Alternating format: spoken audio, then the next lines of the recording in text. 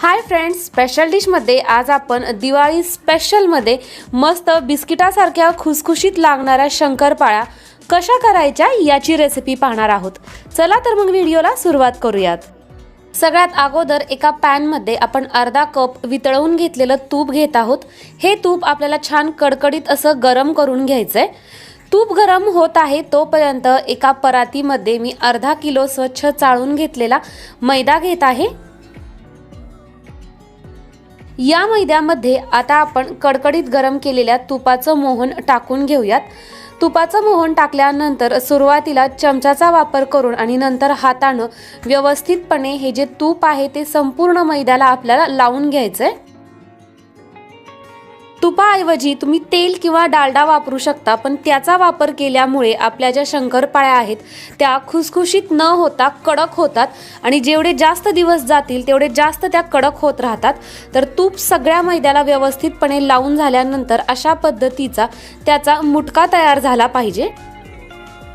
या इथे एका पातेल्यामध्ये मी अर्धा कप दूध घेत आहे आणि या दुधामध्ये आपण 1 कप भरून पिठी साखर टाकून घेणार आहोत। गॅसची फ्लेम आपल्याला एकदम लो ठेवायची आहे आणि लो फ्लेमवरती कंटिन्युअसली हलवत राहायचंय, जेणेकरून याच्यातील जी पिठी साखर आहे ती दुधामध्ये पूर्णपणे वितळली जाते।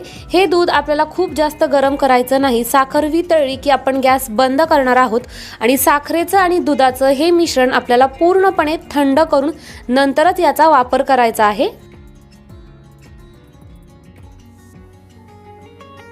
आपला हा जो मैदा आहे त्याच्यामध्ये थोडंसं मी मीठ टाकून घेतलेले। सुरुवातीलाच टाकलं असतं तरी चाललं असतं, पण मी ते विसरले।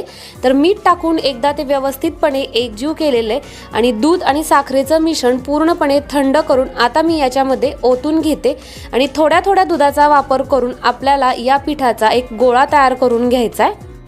दुधामध्ये आपण पिठी साखर विरघळवून घेतलेली आहे, त्याच्यामुळे दुधाचं प्रमाण थोडंसं वाढलेलं असतं आणि हे जे प्रमाण आहे ते आपल्याला शंकरपाळ्याचं पीठ मळण्यासाठी पुरेसं असं आहे। पण तरीही जर तुम्हाला आवश्यकता वाटली तर तुम्ही याच्यामध्ये 2 ते 3 चमचे दुधाचा वापर करू शकता।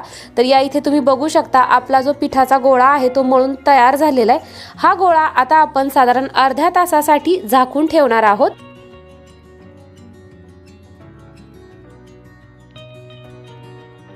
अर्धा तास झालेला आहे आणि तुम्ही बघू शकता आपला पिठाचा गोळा आणखीन जास्त घट्टसर असा झालेला आहे। तर याच्यापैकी थोडासा पीठ घेऊन मी याचा एक गोळा किंवा एक उंडा तयार करून घेते आणि हा उंडा आता आपण लाटून घेऊयात।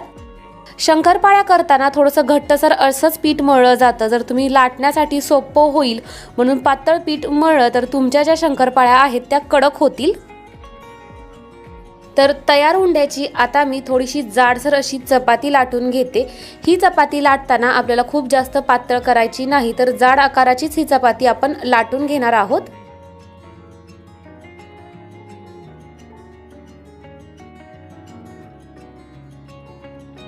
जाडसर चपाती लाटून झाल्यानंतर कडेचा जो चिरलेला भाग आहे तो आपण कट करून या चपातीला चौकोनी आकार देऊन घेऊयात, जेणेकरून याच्या शंकरपाळ्यात कट करणं आपल्याला जास्त सोप्या जातं।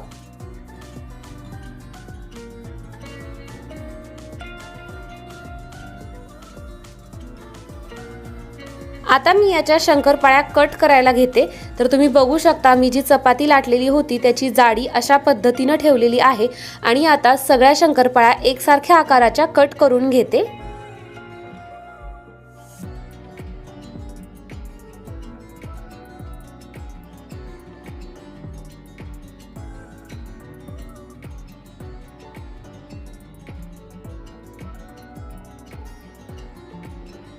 कट केलेल्या या शंकरपाळ्या आपण एका ताटामध्ये काढून घेऊयात आणि सेम अशाच पद्धतीने इतर राहिलेल्या सगळ्या शंकरपाळ्या देखील करून घेतलेल्या आहेत। निम्म्या शंकरपाळ्या करून झाल्यानंतर मी तेल गरम होण्यासाठी ठेवलेलं होतं आणि आता आपलं जे तेल आहे ते सुद्धा बऱ्यापैकी गरम झालेलं आहे। तर गॅसची फ्लेम आता आपल्याला लो किंवा मीडियम अशा पद्धतीची ठेवायची आहे। हाय फ्लेमवरती आपण ह्या शंकरपाळ्या तळणार नाही। तर कढईमध्ये एका वेळेस जेवढ्या बसतील तेवढ्या शंकरपाळ्या मी टाकून घेतलेल्या आणि डायरेक्ट झाऱ्या किंवा आपलं जे उलटणं असतं ते न घालता चमच्याने अगोदर या शंकरपाळ्या हलवत राहायच्यात आणि नंतर तुम्ही बघू शकता तर अशा पद्धतीचा कलर मी याचा काढलेला आहे, जेणेकरून आणखीन जशा जशा ह्या थंड होत राहतील तसा तसा याचा जो रंग आहे तो आणखीन डार्क होत राहतो। या इथे आपल्या सगळ्या शंकरपाळ्या तळून तयार झालेल्या आहेत. याच्यातीलच एक